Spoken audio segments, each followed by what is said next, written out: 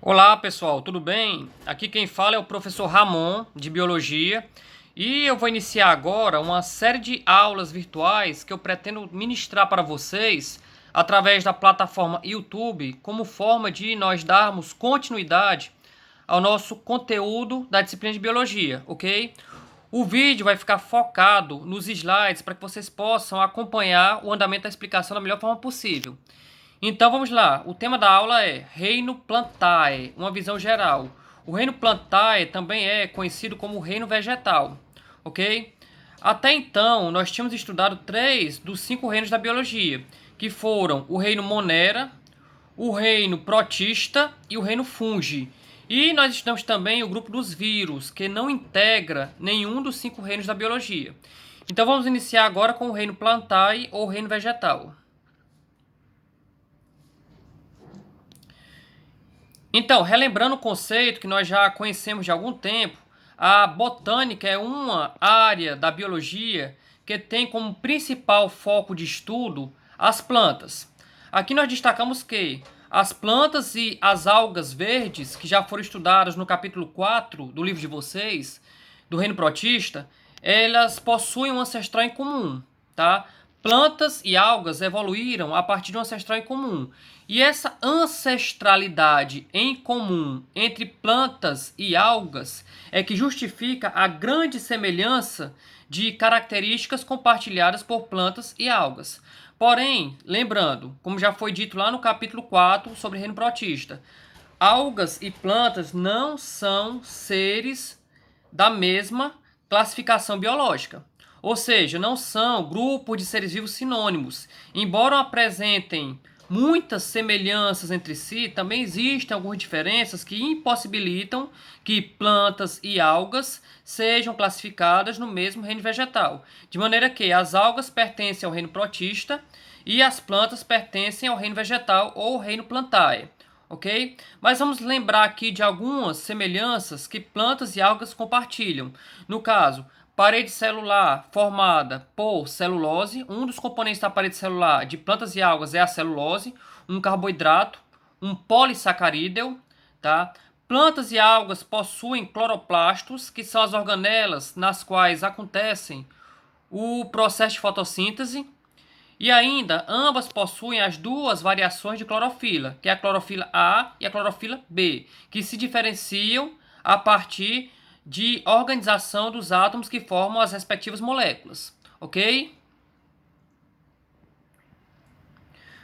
Agora vamos conhecer algumas das características gerais dos seres vivos que integram o reino vegetal, as plantas. No caso, todas as plantas são obrigatoriamente seres eucariontes, ou seja, as células que formam as plantas, todas elas são formadas por núcleo e por carioteca, que é a membrana que reveste o núcleo, tá? Obrigatoriamente também são fotossintetizantes. Vocês já estudaram antes o processo da fotossíntese. E vamos relembrar aqui qual a importância da fotossíntese, não apenas para as plantas, mas como para todos os outros seres vivos que existem no planeta Terra. A fotossíntese produz o oxigênio que nós seres humanos e todos os seres aeróbios utilizam na respiração para geração de energia no processo de respiração celular, que também já foi estudado antes. E também, através da fotossíntese, são produzidas moléculas orgânicas ricas em energia, que têm como função liberar essa energia tanto para o metabolismo das próprias plantas, quanto de outros seres vivos que se alimentam dessas plantas, como os seres herbívoros, ok?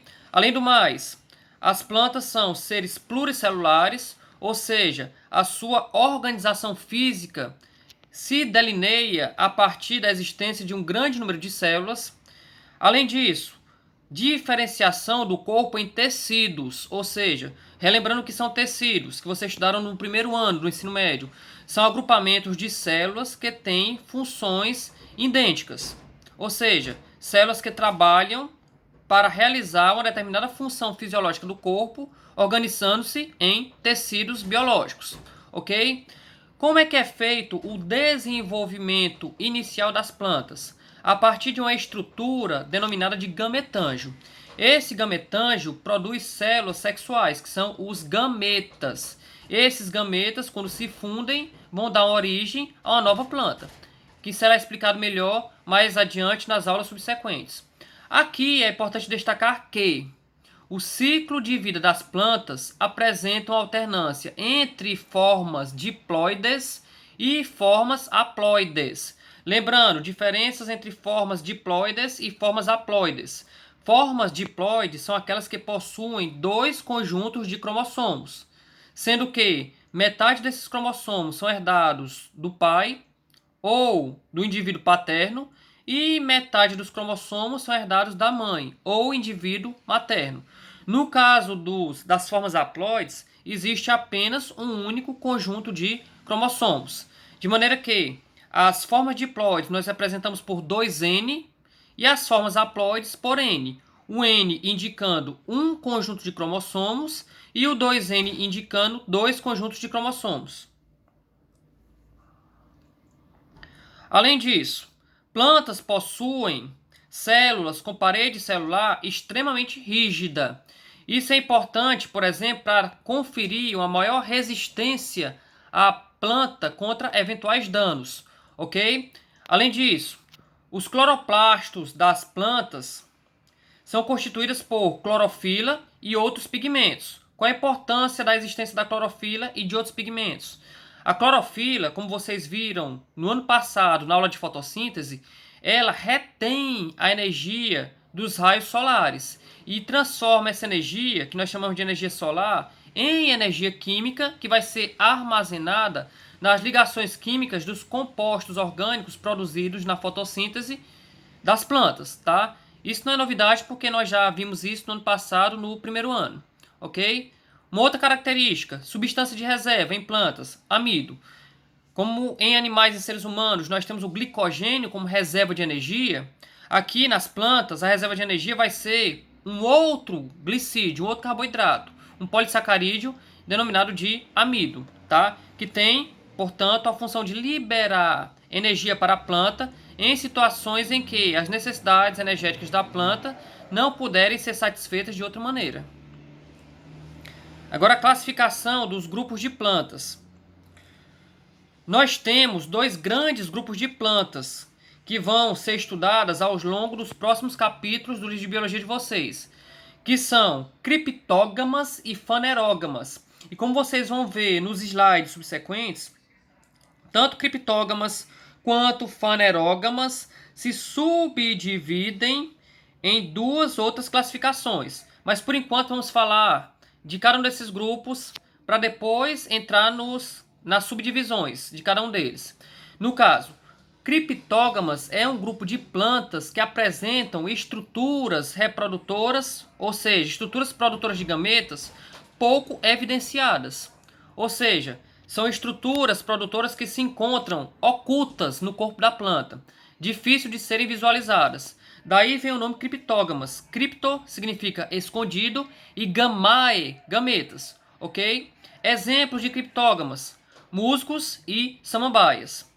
E nós temos o grupo das fanerógamas, que são plantas que possuem estruturas produtoras de sementes bastante visíveis, fáceis de serem, portanto, visualizadas a olho nu.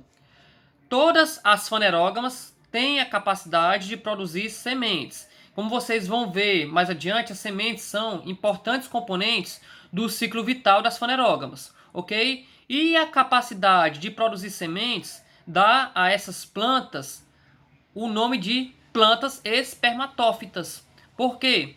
Espermatófita, esperma, vem de semente, ok?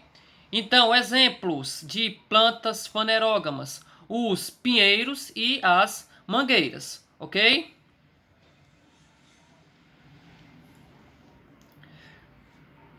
Agora vamos lá. O grupo das criptógamas se divide em duas outras classificações, ou seja, nós vamos ter dois grupos incluídos na categoria das criptógamas, que são as plantas briófitas e as plantas pteridófitas. As plantas briófitas têm como principal característica a inexistência de vasos especializados para o transporte de seiva. Como vocês vão ver nas próximas aulas, existem dois tipos de seiva transportadas por plantas, que são a seiva bruta, formada por água e nutrientes que a planta extrai do solo através de suas raízes, e esses compostos, essa água e esses componentes vão ser utilizados como matéria-prima na fotossíntese para a produção de seiva elaborada. O que é a seiva elaborada? São compostos orgânicos produzidos na fotossíntese das plantas. E essa seiva elaborada vai ser transferida e dividida para todas as células que formam o corpo da planta, ok? Como as briófitas não possuem vasos especializados para o transporte de seiva, a consequência disso é que as briófitas obrigatoriamente terão de ser plantas de pequeno porte, ok? Além disso, plantas possuem duas fases durante o seu ciclo de vida, que é a fase chamada de gametófito e a fase chamada de esporófito. De acordo com o tipo de planta, cada uma dessas fases pode ser dominante ou não. No caso das briófitas, a fase dominante vai ser o gametófito, ou seja, o gametófito é a fase que se desenvolve mais e que se prolonga mais, ok? Então, os exemplos, músculos e hepáticas. O segundo grupo de criptógamas é o grupo das pteridófitas. Olha aqui nós vamos ter uma diferença marcante das pteridófitas em comparação com as briófitas, que seria a presença de vasos condutores de seiva. E uma vez que esses vasos condutores de seiva já estão presentes nas pteridófitas, nós podemos ter, então, pteridófitas com portes maiores do que as briófitas, ok? Uma outra diferença do grupo das pteridófitas para o das briófitas é que, enquanto as briófitas têm, como já mencionado, o gametófito como fase dominante, no caso das pteridófitas, a fase dominante necessariamente vai ser o esporófito, ok? Mais detalhes nos próximos capítulos. Então, exemplos de plantas pteridófitas. Nós temos as samambaias e as avencas. E nós vamos observar agora que as fanerógamas, assim como as criptógamas, também se dividem em dois grupos. Quais são os grupos que formam as fanerógamas? As gimnospermas e as angiospermas. Então, no caso das gimnospermas, nós vamos ter plantas com raízes, caules e folhas. E uma característica interessante, no caso das gimnospermas, nós encontramos ramos reprodutivos formados por folhas diferentes, folhas modificadas, os estróbilos, ok? Que participam diretamente do processo de reprodução dessas plantas. Nós temos aqui plantas produzindo sementes nuas, ok? Sementes sem revestimento.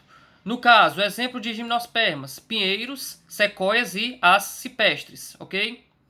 E as angiospermas, por fim, que vai ser o maior, mais evoluído, mais diversificado grupo de plantas. Do total de 4 grupos de plantas, o último a surgir foi o grupo das angiospermas e é também o grupo mais evoluído, ok? Aqui nós temos uma característica única dessa categoria de plantas, angiospermas, que é a produção de frutos para produzirem, aliás, para proteger as sementes, tá? As sementes das angiospermas, elas têm um envoltório, elas são produzidas e protegidas por um envoltório. No caso, o envoltório vai ser o fruto, diferente das gimnospermas que não apresentam frutos, ok? E nas angiospermas também nós temos flores,